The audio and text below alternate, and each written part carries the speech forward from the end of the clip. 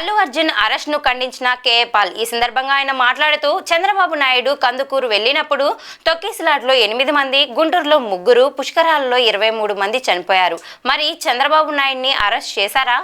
రాజకీయ నాయకులకు ఒక న్యాయం, నటులకు సామాన్య ప్రజలకు ఒక న్యాయమా అని కేఏ పాల్ ప్రభుత్వాన్ని ఖండించారు. It's a total shock that Pushpa actor Allu Arjun is arrested as per the media reports.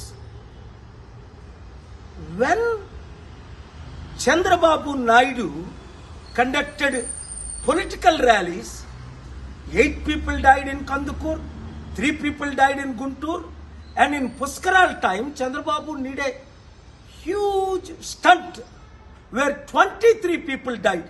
Did the police arrest him? Did the police call him to the police station? Did the police question him? Wow! For powerful political leaders, one standard.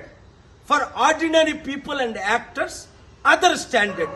చూడండి, Pushpa actor Allu Arjun ఇప్పుడు పోలీసులు arrest చేశారట. కారణం ఏంటి? ఆయన ఏదో సినిమాకి వెళ్ళినప్పుడు బీడులో తల్లి కొడుకు చనిపోయారట. మరి చంద్రబాబు నాయుడు ర్యాలీస్ పెట్టినప్పుడు కందుకూరులో 8 మంది చనిపోయారు. చంద్రబాబుని అరెస్ట్ చేశారా? పిలిచారా పోలీస్ స్టేషన్కి? గుంటూరులో 3 చనిపోయారు. 2019లో పుష్కరాల్లో ఆయన స్టంట్ చేసినప్పుడు 23 మంది చనిపోయారు. Article 14 violation.